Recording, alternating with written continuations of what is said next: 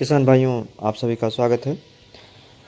गन्ने में टिलरिंग को कैसे बढ़ाया जाए। आप इस गन्ने के पौधे को देख रहे होंगे। इसमें करीब 20-25 टिलर हैं। जो जाड़े का महीना है, इसमें जो पौधे की एक्टिविटी है वो बहुत कम हो जाती है। फोटोसिंथेसिस भी कम होती है, जड़ें सुस्त हो जाती हैं और टिलरिंग नहीं होती है। लेकिन अगर इस ठंडी में खेत में पानी लगाया जाए और जाड़े का असर, ठंडी का असर, पाले का असर गन्ने पर कम हो, तो जो गन्ने की जड़ें हैं उनका विकास होता रहता है, फोटोसिंथेसिस भी चलती रहती है और जो सेल सैप है, सेल के अंदर जो भोज्य पदार्थ हैं, जो माइक्रोन्यूट्रिएंट्स हैं, पोषक तत्व हैं, उनकी अवेलेबिलिटी पौधे के लिए बनी रहती है। ऐसी दशा में टिलरिंग बेहतर होती है। अच्छी टिलरिंग लेने के लिए ये भी ज़रूरी है कि जब गर्मी पड़ रही हो, जैसे मार्च का महीना है, उस समय थोड़ा सा पानी रोका जाए, ज़्यादा पानी ना लगाया जाए खेत में, और अच्छी जो ब्यात है वह आपको प्राप्त हो सकेगी। जो दूसरा महत्वपूर्ण पहलू है, जैविक खादों का अवश्य प्रयोग करें अगर अच्छी टिलरिंग आपको लेनी है। और एक प्रोडक्ट है इफ़को का सागरिका, जो सी बीट से बनाया गया है। अगर इसका आप प्रयोग करते हैं, स्प्रे कर देते हैं, तो निश्चित तौर से इससे जो प्लांट की एक्टिविटी है वो फास्ट हो जाती है और टिलरिंग बढ़ जाती है। और दूसरा जो एक प्रोडक्ट है जिससे राइजोस्फीयर बढ़ता है, माइकोराइजा।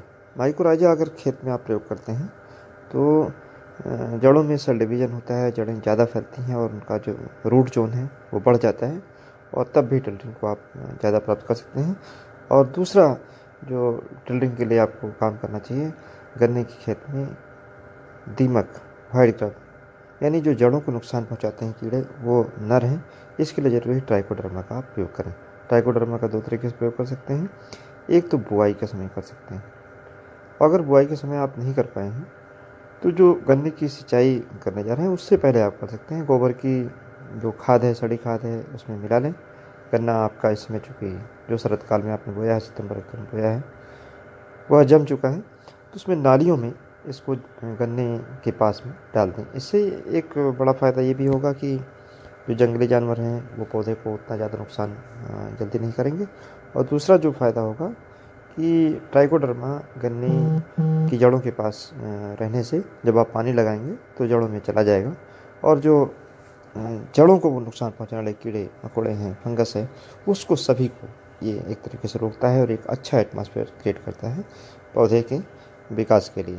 इसका प्रयोग करें।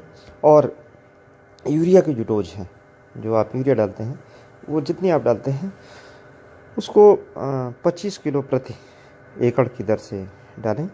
किसान भाई करीब 50 किलो प्रति एकड़ डाल देते हैं, 25 किलो प्रति एकड़ के, और कई शिफ्ट में डालें। हर सिंचाई के बाद हल्की गुड़ाई केवल नाली में करें, पूरे खेत में गुड़ाई करने की आवश्यकता नहीं है। इससे आपकी बेहतर टिलरिंग हो जाएगी। इन बातों का ध्यान रखें, निश्चित तौर से आप अच्छा गन्ने का उत्पादन ले पाएंगे। धन्यवाद। जय हिंद।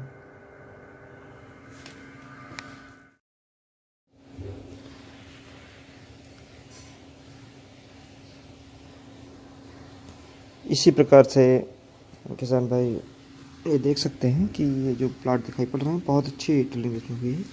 और अगर ट्राइकोडर्मा आप डालते हैं तो निश्चित तौर से जमाव भी बेहतर होता है खेत में, चूँकि जड़ों का विकास बेहतर तरीके से होता है। पौधों की दूरी निश्चित तौर से आपको बराबर रखनी चाहिए। यहाँ पर आप देख सकते हैं इस प्लाट की कितनी अच्छी बेहतरीन टिलरिंग है। और ये जो प्रोडक्ट हैं, इफ़को के हों या किसी भी कंपनी के हों, जैसे ये एसिटोबैक्टर दिखाया जा रहा है, इसको नाइट्रोजन किट डाल सकते हैं। ये NPK सॉल्वलाइजर है जिसमें नाइट्रोजन, फास्फोरस, पोटास भी उपलब्ध है। और ये NPK अगर डालते हैं, तीनों तत्व पौधे को हमेशा मिलते रहते हैं, इससे काफ़ी फ़ायदा होता है। और ये फास्फेट्स घोलक है, यानी जो ज़मीन में फास्फेट घुलनशील अवस्था में नहीं रहते, उसको उपलब्ध कराता है। धन्यवाद। जय हिंद, जय भारत।